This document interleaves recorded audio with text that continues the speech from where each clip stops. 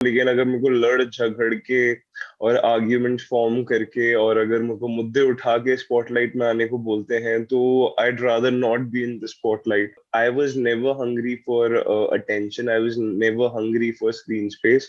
एक reality show है and I chose to be as real as I could be. तो मुझे लगता है कि खतरों के खिलाड़ी में अपनी लिमिट्स पुश करने का बहुत मौका मिलता है एंड वहां पे आई थिंक आपकी रियल स्ट्रेंथ काम आती है, जो कि मेंटल स्ट्रेंथ होती है। Koimoi.com. Hi Simba, welcome to Koimoi. Thank you so much for having me. Just around 50 days you spent. How was your stay in the house? If you have to summarize it. सो अगर मेरे को summary देना हो अपने 52 दिनों की तो वो होगी it was an eye opener for me. It was really rejuvenating and it was like an exploration service for me because जो इमोशंस मैंने एक्टिंग से हटकर रियल लाइफ में फील नहीं किए थे काफी वक्त से, वो मुझे इस शो के अंदर फील करने का मौका मिला। जो कनेक्शंस, जो रिलेशंस मैंने बनाए थे शायद रियल लाइफ में जो बनाने में इतना वक्त लग जाता है, वो मैंने काफी जल्दी एंड काफी डीपली मेरे ख्याल से मैंने बनाए अपने हिस्से से। एंड मैं ये बोलना चाहूंगा कि जो भी एक्सपीरियंस मैंने फेस किया बिग बॉस के सफर में, it was exactly what I expected it to be. कि चाहे कितने भी चैलेंजेस क्यों ना आ जाए, I wanted to see that how I am gonna react to it and I was mostly calm in every situation. And जो जैसी जर्नी भी थी वो बहुत ही अच्छी थी and I am gonna cherish it for life time. आपने अभी बोला है कि your journey was very calm and you kept calm during certain situations. Do you think staying calm was one of the drawbacks? It didn't allow you to be in the spotlight, like in all the fights and everything?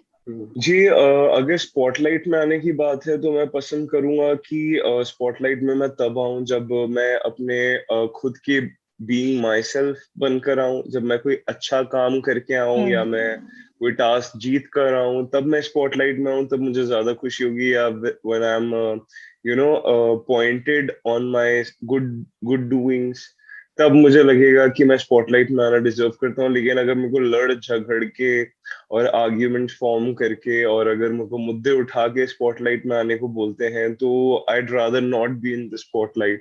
मैं choose करूंगा कि मैं नहीं आऊं ऐसी spotlight में, because that's not me. मैं कभी भी हंग्री नहीं होता हूँ स्क्रीन स्पेस के लिए, मैं कभी भी हंग्री नहीं होता हूँ कि मैं ज्यादा दिखूं। बट अगर एक रियलिटी शो है तो मेरे फैंस मुझसे ये उम्मीद करते हैं कि वो देखना चाहते हैं कि रियल सिम्बा कौन है, rather than जो सिम्बा वो उनको दिखाना चाहता है। एंड एक रियलिटी शो के अंदर मैं जितना रियल रह सकता था मैं बिल्कुल रहा।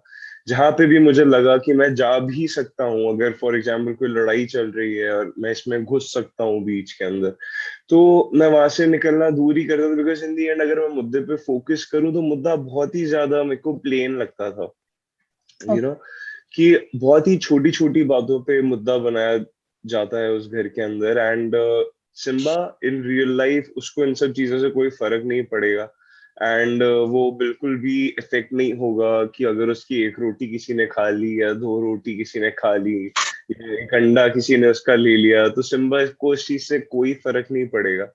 एंड ड्यूटी अगर किसी ने नहीं की तो सिम्बा, फॉर एग्जाम्पल अगर किसी ने अपना बर्तन नहीं धोया तो सिम्बा इस किस्म का इंसान है, वो उसका बर्तन धो देगा। It doesn't matter to him कि कि तूने अपने बर्तन कैसे नहीं धोया और मैं उस बात पे मुद्दा बना लूं। तो सिम्बा है ही ऐसा। And I was never hungry for attention, I was never hungry for screen space.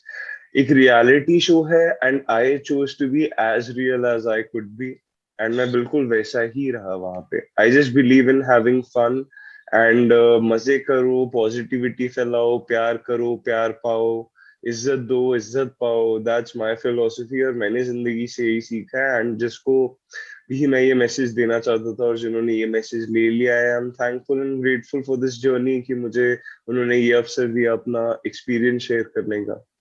Reality shows के बारे में बात करें तो after Splitsvilla we seen you in Bigg Boss, now we hear that you are making a way to Khatron Ke खिलाड़ी.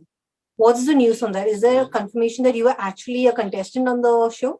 जी वैसे तो अभी तक ऐसी कोई हमारी कॉन्फर्मेशन या कोई बात हुई नहीं है कि खतरों के खिलाड़ी is gonna be on my way, लेकिन हाँ अगर मुझे अपॉर्चुनिटी मिलती है तो मैं एक इसी किस्म का इंसान का बंदा हूँ जो कि बहुत ही एडवेंचरस है एट द सेम टाइम, और उसको जानवरों का बहुत शौक है at the same time. And मुझे पर्सनली ऐसा लगता है कि मैं शायद किसी चीज से डरता तो बिल्कुल भी नहीं हूँ, लेकिन Okay. हाँ जब बात आ जाती है पुशिंग योर लिमिट्स करने की, तो मुझे लगता है कि खतरों के खिलाड़ी में अपनी लिमिट्स पुश करने का बहुत मौका मिलता है। एंड वहां पे आई थिंक आपकी रियल स्ट्रेंथ काम आती है, जो कि मेंटल स्ट्रेंथ होती है, Yeah. Because pain is just in the brain. अगर आप ब्रेन को बताएंगे कि पेन हो रहा है तो पेन होगा, अगर आप ब्रेन को एकदम और कनेक्शन को उस पार्ट से एकदम ही अगर डिलीट कर देंगे तो आपको पेन भी फील नहीं होगा। सो आई थिंक दैट खतरों के खिलाड़ी इज रियली गोना बी कि जिसके अंदर I love to be part of. And वहां पे मेरे ख्याल से मेरी स्ट्रेंथ एंड जो भी मेरा एडवेंचर साइड है, एडवेंचरस साइड है, जो मेरा घुलने मिलने वाला साइड है, वो शायद वहां पे ज्यादा बाहर आ पाए। Koimoi.com